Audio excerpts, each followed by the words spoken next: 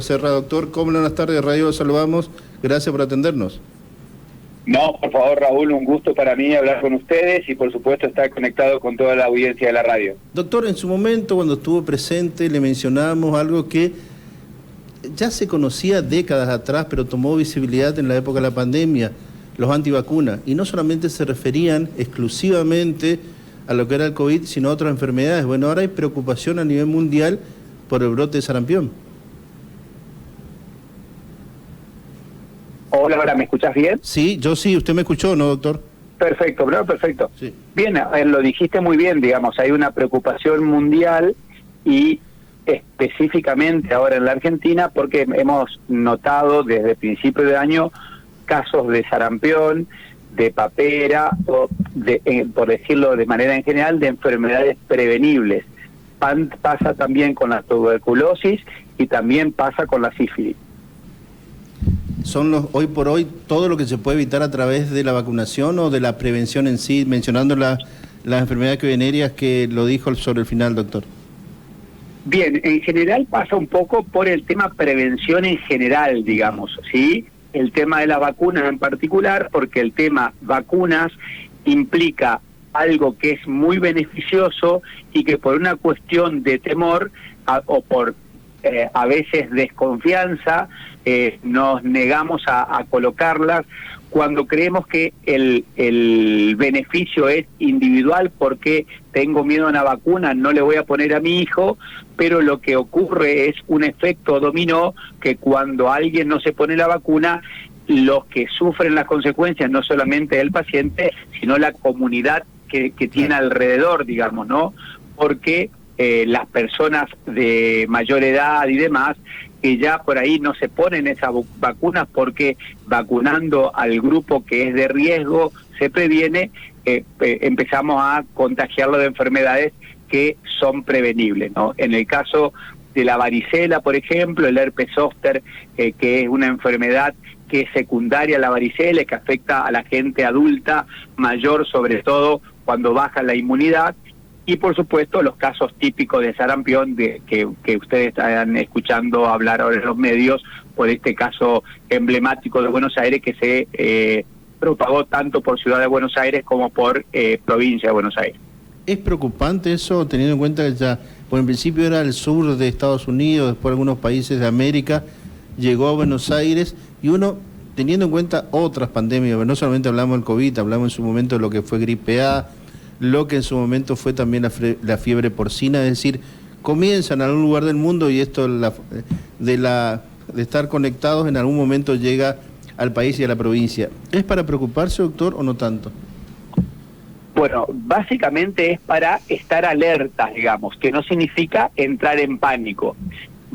Los medios de salud, la salud pública, se encarga puntualmente de recabar los datos para poner algún tipo de parata a este tipo de propagación.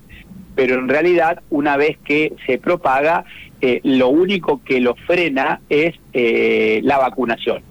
Porque, y en esto siempre tenemos la sensación de que las vacunas no ayudan porque no vemos el efecto que es silencioso de la vacuna. Lo que hemos visto en años anteriores, lo que tenemos, la edad que tenemos, que hemos tenido mucho de cuadros epidémicos, llámese meningitis a meningococo, neumonías por neumococo, epidemias de sarampión y demás, no ven lo que producen esas enfermedades y el riesgo que es no estar vacunados. Y para decir un dato, la cantidad de muertes que previno la vacuna del sarampión habla de una prevención de mortalidad en el mundo de más de 16 millones de personas. Es decir, que a partir de eso, el tema de usted mencionó bien, lo que es la salud pública, los organismos, los ministerios, uno entiende que debería estar ya alerta. Y ahí caemos en la otra cuestión, doctor, que tiene que ver cómo enfrenta el actual gobierno nacional lo que es la salud pública. Es decir, uno se pregunta, ¿no? ¿Qué hubiera pasado si el gobierno, como entiende este gobierno de salud pública, hubiera estado a cargo del Ejecutivo Nacional en plena pandemia? ¿Qué hubiera pasado? Bueno, básicamente es un interrogante, digamos, porque no sabemos en la actualidad cómo hubiera reaccionado. Lo que yo noto que el gobierno actual hubiera tomado medidas básicamente iguales que en el resto, sin una extensión del aislamiento tan importante, digamos, ¿no? Claro. Porque es lo mismo que nosotros tratamos de explicarle a la gente sobre el uso de barbijo o el del alcohol, lavarse las manos con alcohol, digamos, claro, ¿no? Entiendo. Todo es beneficioso hasta cierto punto, el aislamiento también. Después comienza a ser perjudicial. Si yo ando 24 horas del día con barbijo, es muy probable que tenga algún tipo de complicaciones con eso. Lo mismo que lavarse las manos con alcohol de manera fanática, digamos, pues llevar con el alcohol a todos lados, no es bueno hoy en día. Sí lo fue al principio cuando había ciertas incógnitas de cómo se transmitía el virus, pero lavarse la mano cuando uno llega a casa con agua y jabón o antes de sentarse a la mesa ya es suficiente como para prevenir las enfermedades, digamos, ¿no? Entonces, lo que tiene que hacer la salud pública es tener ese fino equilibrio difícil de lograr, digamos, ¿no? Y que es lo que nosotros, los pediatras sobre todo, intentamos enseñarle a los padres, digamos, que la casa no puede ser un servicio militar, pero tampoco puede ser el dejarle a los niños hacer lo que absolutamente quieren sin poner límite, ¿no? Ese tipo de equilibrios es lo que es difícil de lograr y que en la provincia, por haber tomado buenas decisiones con el hospital de campaña, se hizo particularmente una acción que fue ejemplo en todo el país. Yo no sé qué hubiera hecho el gobierno nacional en ese caso, ¿no? Son cuestiones que uno tendría que evaluarlo en ese momento con este gobierno en esa situación. En este caso, Mayra Bolleras lo saluda. ¿Qué tal, doctor? Hola Mayra, ¿cómo estás? Buenas noches.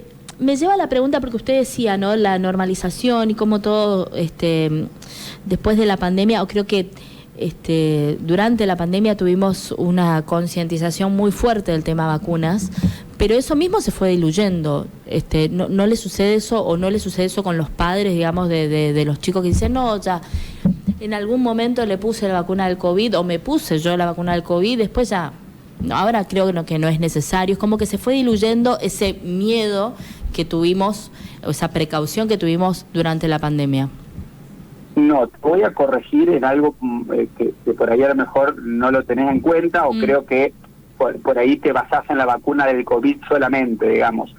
Si bien cuando se habló de la vacuna se abrió un debate, creo que es universal en el caso de la medicina, digamos, ¿no? ¿Qué hacemos? ¿Nos vacunamos con una vacuna que estaba en desarrollo o no nos vacunamos porque esa vacuna nos puede hacer mal, digamos, ¿no? Abrió una vertiente que afectó a todas las vacunas, ¿sí? Sí. También abrió la posibilidad de decir, no, yo no salgo de mi casa, entonces no me acerco a los vacunatorios a cumplir con los esquemas habituales. Y eso...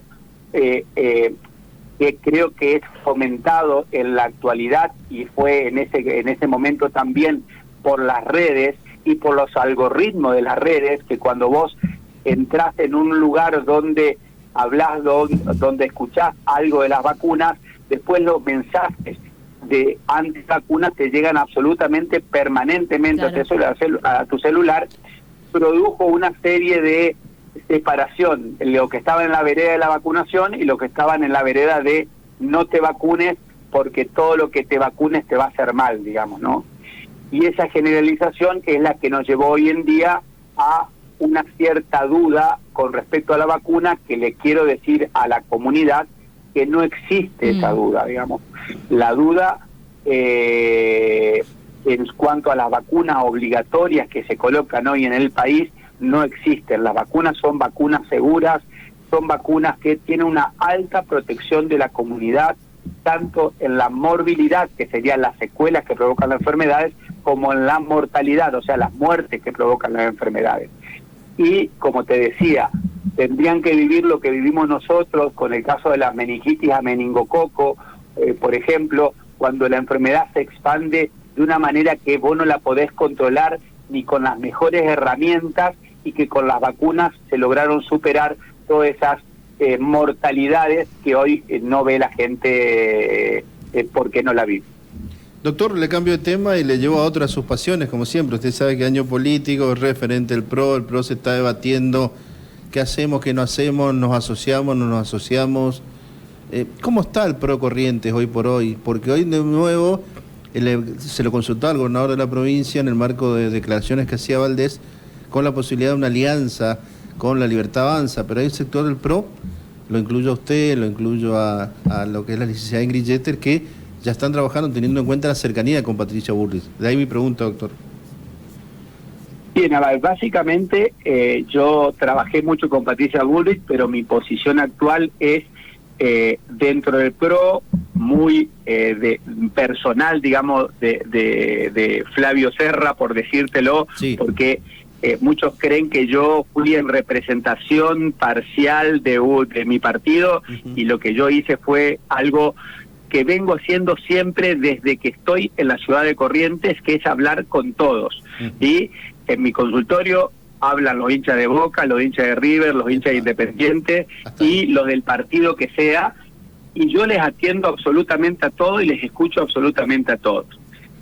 Pero te voy a comentar algo que por ahí me da cierta tristeza comentarlo, pero tengo hoy una situación muy particular con mi padre, en la cual me estoy dedicando absolutamente y familiarmente a cuidarlo, así que en las últimas 2 semanas he cerrado mi participación política a los celulares y demás, porque la verdad que necesito acompañarlo. O sea, estamos pasando una etapa... No, por favor, te explico, porque a veces la gente cree que yo me borré, digamos, pero lo estoy haciendo por una cuestión de alguien que me dio tanto en la vida y que ahora necesita de mí, y también lo dije en las redes, en mis redes,